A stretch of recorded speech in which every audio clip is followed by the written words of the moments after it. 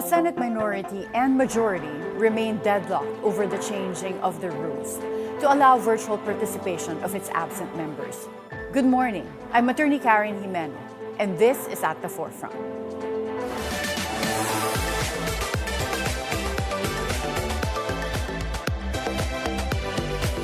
Palace Press Officer Claire Castro said there is no calamity present to justify the electronic voting at the Senate.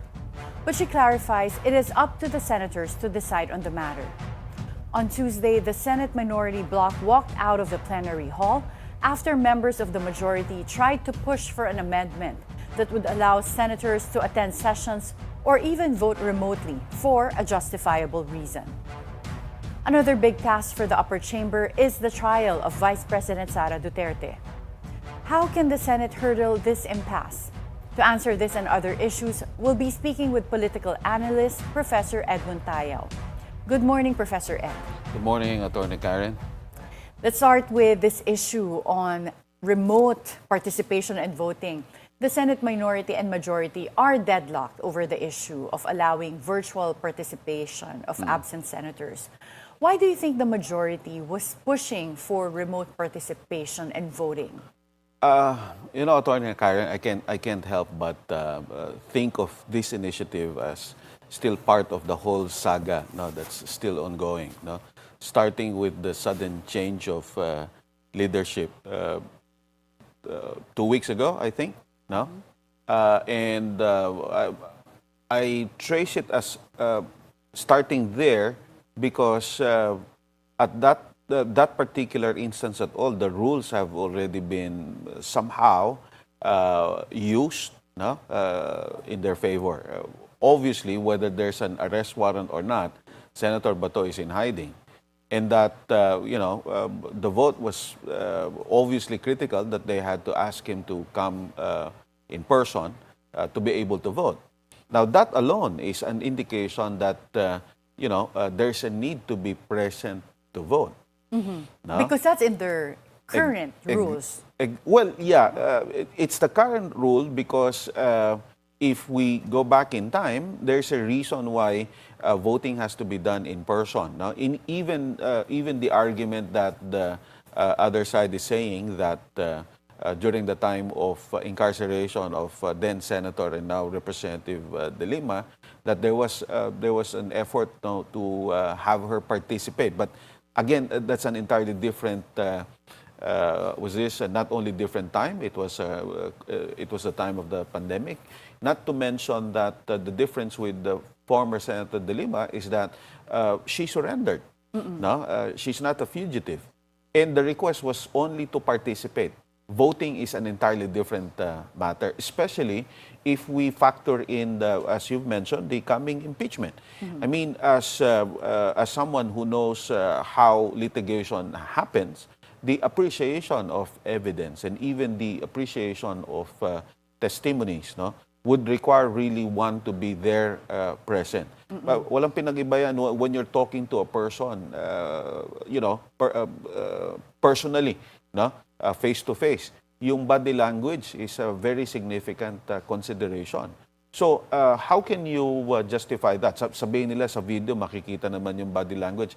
Not necessarily the same as in when you are actually right in front of the person doing the testimony. Not to mention, of course, kapag nandun ka in person, wala kang distractions.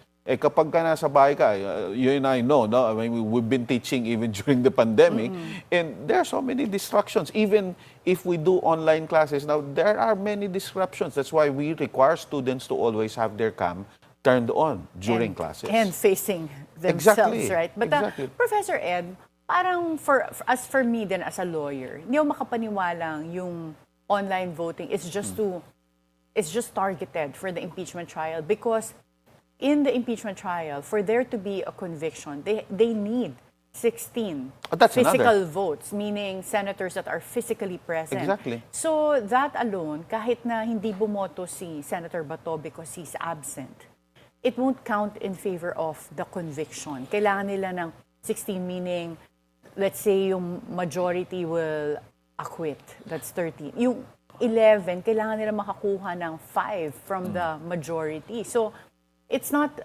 to me, as looking at it as a lawyer, hindi yun eh. Ano yung reason? Is it because they're afraid of another leadership change? Kasi kahit naman absent naman si Senator Bato, won't they need 13 physical votes again? So, kailangan na naman nila kumuha from the majority.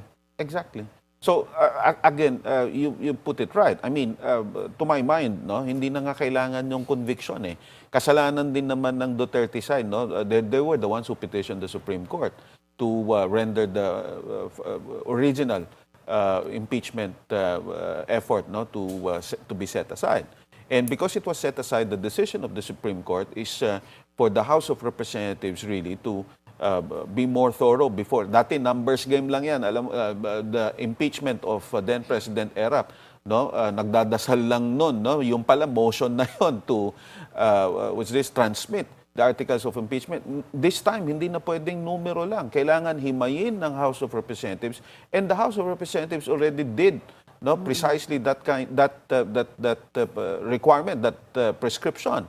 No? And in the process, of course, alam mo naman, ang impeachment, hindi naman ito legal process lang, political instrument ito eh. Eh nakita na ng tao eh. No? So again, to my mind, it's no longer a question whether VP Sara will be convicted or not. The people have become already aware of the extent of the allegations.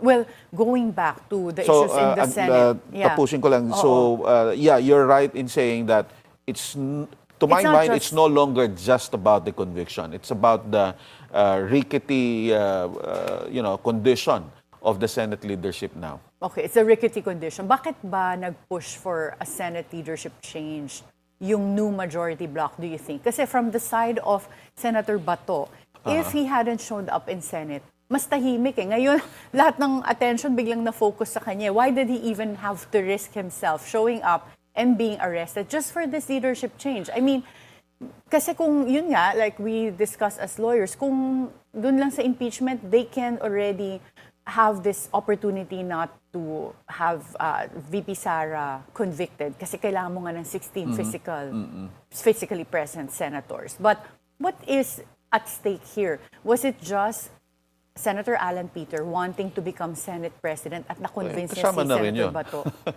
Oo nga. What is your analysis of this? Sama-sama na yan. No? I mean, for obvious reasons. No? Alam naman natin ang track record ng isang Senator Alan Cayetano. No? Even what happened in the House of Representatives when he was about to be replaced as Speaker. Everyone knows what happened there.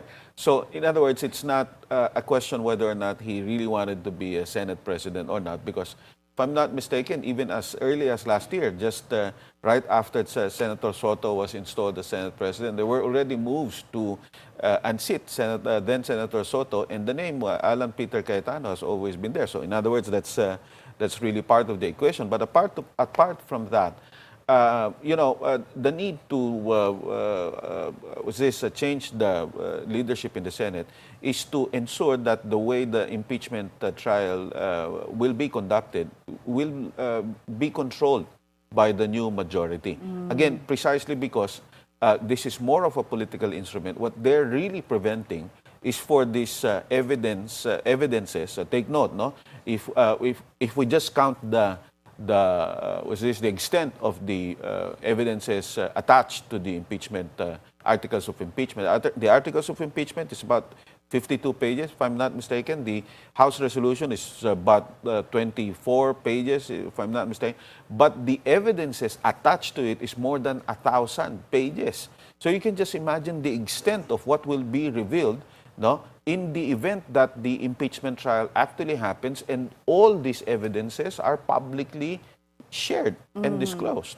So yun yung iniiwasan nila. Alam mo, ganun din yung... How can they prevent that kung nandyan na yung focus ng public, diba, during the trial? Can the new majority really prevent that if they're constituted as an impeachment court?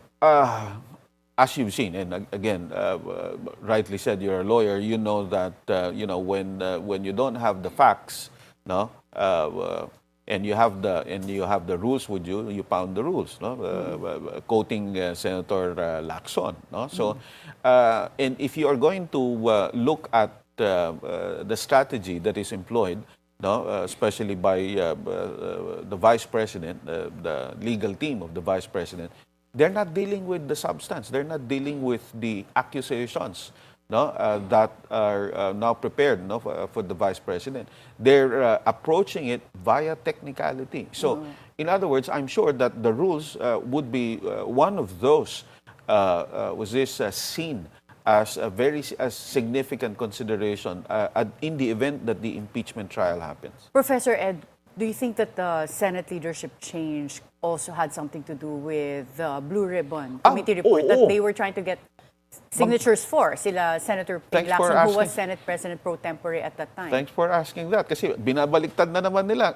If there's anything that's, hands down, no, talagang bilib ako dito sa grupo, no, talagang consistent na binabaliktad nila. Ang sinasabi nila, kaya daw nagkaroon ng leadership change kasi hindi daw nagtutuloy-tuloy yung investigasyon. Pero bakit ba hindi nagtuloy yung Blue Ribbon? Sila din ang may kagagawa noon. They didn't want to sign. They wanted the report, no, they were blocking the report to be made public precisely because the findings of the report revealed that so many of the members of the new majority are involved. So ayaw din, kaya ngayon, babalikan na naman nila, mag-iimbestiga na naman sila, at ang gagamitin na naman nila yung sinasabi nilang ebidensya nila. But again, we've seen how Senator Ping Lacson conducted the investigations. So I'm pretty sure the veteran investigator in Senator Lacson has painstakingly put together, no, the many significant evidence that points to what should have been revealed as the Blue Ribbon report. Professor Ed, the new memberships in some of the Senate committees have been announced. There are members of the Blue Ribbon Committee who were implicated in the flood control controversy, such as Senators Chis Escudero, Mark Villar, and Jinggoy Estrada, who is now, Jinggoy is now the vice chairman of the Blue Ribbon Committee. Do you think they should have declined to be members of the BRC out of delicadeza? But before we get into this, let's first have a short break. At the forefront, we'll be right back.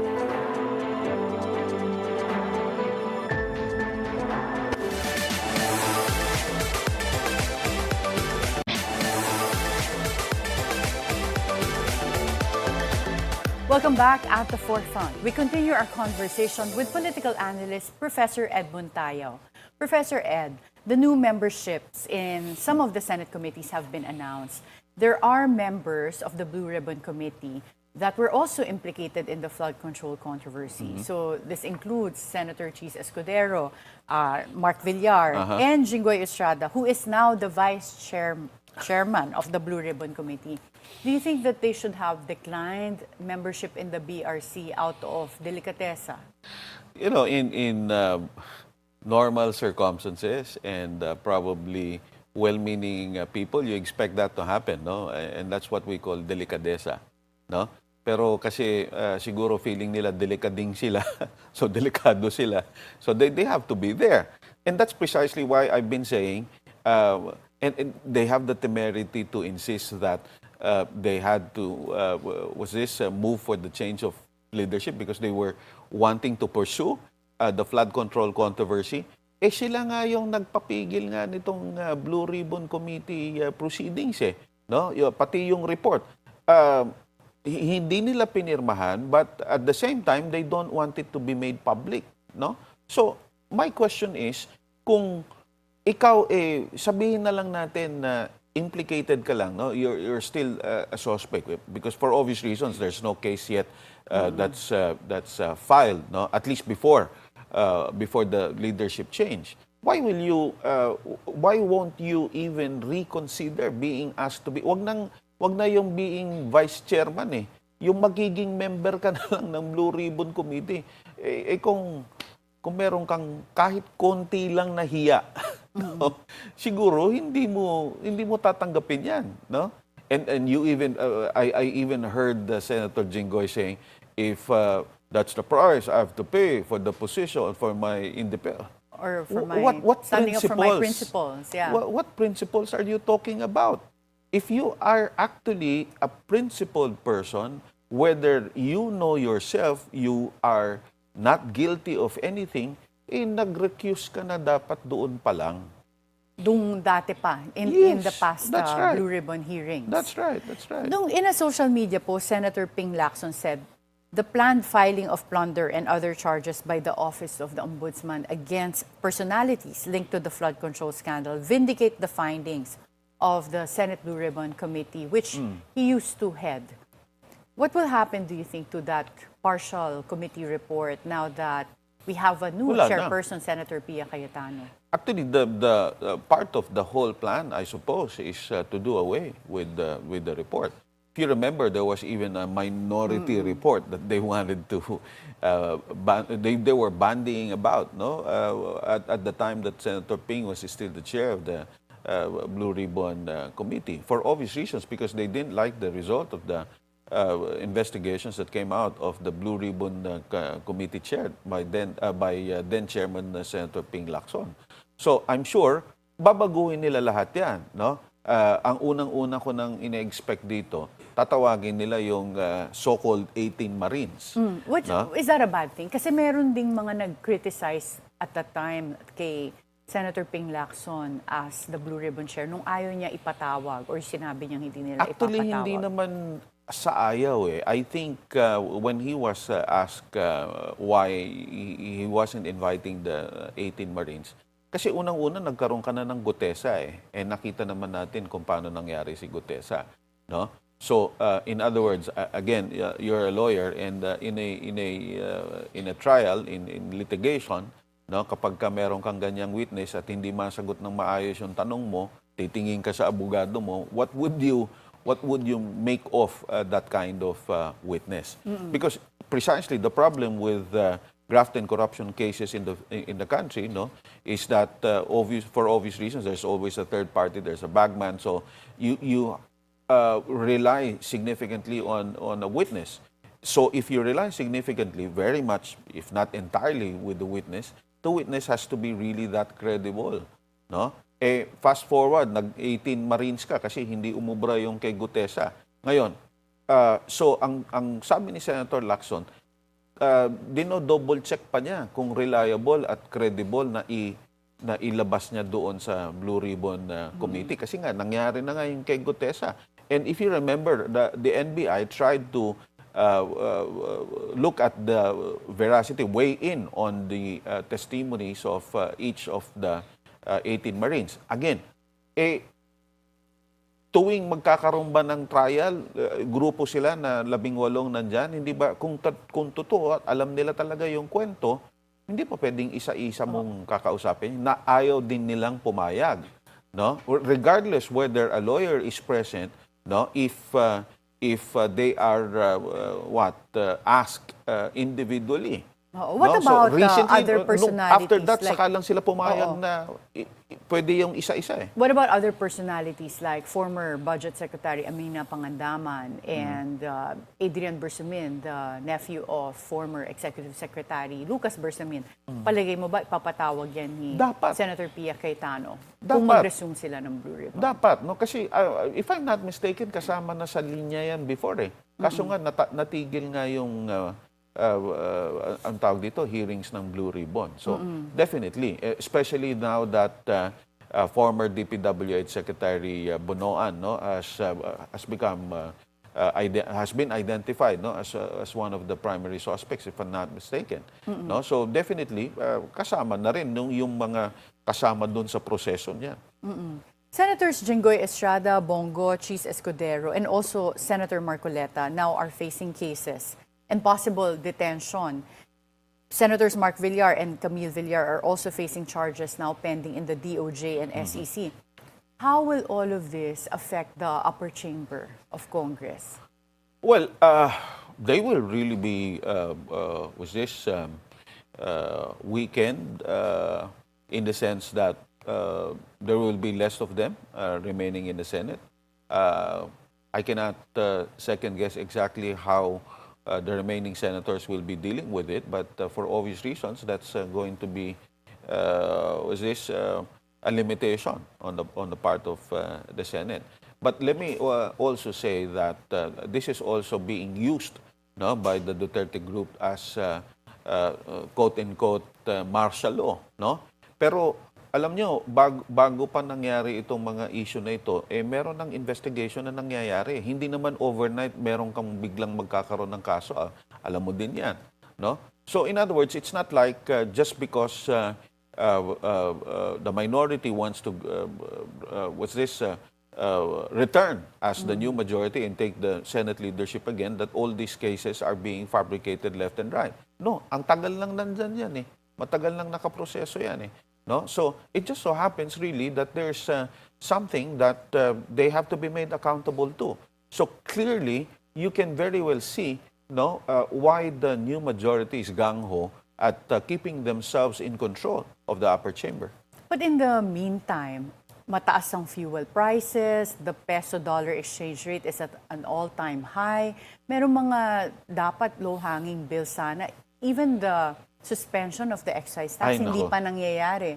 Merong ginhawa bill na na-file, hindi naman napasa. So, paano na mangyayari sa Pilipinas? Are we just going to sideline all of the pending bills? Are we all distracted with the political circus? We're all distracted by the political circus, and not only because this is really being used, no, by the Duterte group, but also whether we like it or not, kasalanan din ng gobyerno. Tingnan mo na lang itong lifting ng excise tax. Ang tagal na itong pinayagan ng legislature. I remember Senator Loren reminding, if I'm not mistaken, the finance team that this has long been approved and hindi naman nila ini-implement for some reason. No? So talagang nagagamit ngayon at kahit na hindi naman kasalanan ng gobyerno yung pagtaas ng pagbulusok ng presyo ng krudo at gasolina, hindi mo maiwasan na sisisihin mo yung gobyerno because the government is not doing enough. Yeah. Really, no, to yung suspension pa lang na excise tax, bakit yan hindi nangyayari? Yun ang hindi ko maintindihan diyan. So perhaps we can ask the finance team, no, for that matter. Kasi hindi mo pwedeng sabihin hindi pwedeng gawin eh. I mean, look at our neighbors, no? Vietnam has been really been identified as one of our neighboring countries that have addressed the issue head-on, no? Ang babad, significantly, kalahati lang ang presyo ng crudo sa Vietnam kumpara sa atin. But because clearly, the government did something. Exactly. So, ito, ano walang po yung ginagawa yung gobyerno. pwedeng gawin dito? Is the president also getting distracted? Or, I know there's separation of powers, but meron ba siyang pwede rin gawin to, address the issue in the Senate? Wala siyang magagawa na dyan sa issue ng Senate. Kasi alam mo, it's a question whether any one of them, especially the new majority, is really wanting to get back to work. No? Kasi sa akin, no, I'm sorry, but all the pretensions, all the machinations only point to everything but was this a well-meaning? Puro malicious ito no? But the president can very well get back to managing the fuel price, managing inflation, and so on. Oo, and that's, yun yung kung may pagkukulang ngayon. Ay, talagang ramdam mo yung kulang kaya din hindi mo masisit, nagagamit yan na issue against them.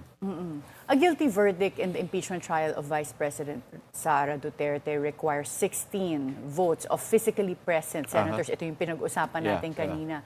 Do you think they will be able to get this number? And if not, does this mean that there's a chance for Vice President Sara to be acquitted? Well, there were talks that some of the quote-unquote senators facing charges were negotiating and bargaining with the executive to sabi nila ibaba yung charge kasi pag plunder non-bailable yan baka pwedeng ibaba mo siguro sa technical malversation or whatever. But clearly, I don't know, but what the little that I know of the president is he's not going to bargain when it comes to these kinds of issues. So if he's not going to bargain, then there's nothing that that can lead us to expect that some of them will change mind, no, and decide on the basis of the evidences. But that's another matter. The senators are supposedly sensitive when it comes to public sentiment. Oh, no? and on that note, Ayun na Professor nga. Ed, since we're out of time, ito yung magiging last question ko. Kasi former Congressman Neil Tupas, who was then the head prosecutor of the impeachment against Chief Justice Corona, said that Congress during that time had the moral ascendancy to pursue an impeachment. But this time, he says that the Congress is lacking that moral ascendancy because of the massive corruption exposed during the flood control controversy. Do you agree with that statement, and does that affect the public acceptance of this impeachment against Vice President Sara? I didn't encounter that statement, no, and I'm not sure where the congressman is coming from. But when we talk about moral ascendancy, whether or not there's a flood control controversy or not, the House of Representatives did its part and has revealed so much that we need to actually understand. And I'm sure the people, the public has been responding in relation to what they've seen as far as the House is concerned. Again, whether or not they have the moral ascendancy or not, that's precisely why we need the trial to actually happen. Now, again, going back to moral ascendancy, if the House of Representatives don't have the moral ascendancy, how much more is the Senate in this regard? So clearly, what's going to happen now is how the people is going to judge with everything that's happening now, despite the noise that's deliberately being done by the Duterte group. Thank you so much, Professor Ed, and thank you for all your insights. Thank you. Thank you. As the Senate remains divided over its own rules and procedures, Filipinos continue to wait for action on issues that directly affect their daily lives. As controversies continue to hound the upper chamber, the bigger challenge now is whether our institution can still rise above politics and deliver accountability, stability, and governance that the public can trust. Be informed, be insightful of the news. I'm Attorney Karen Jimeno. Always stay at the forefront.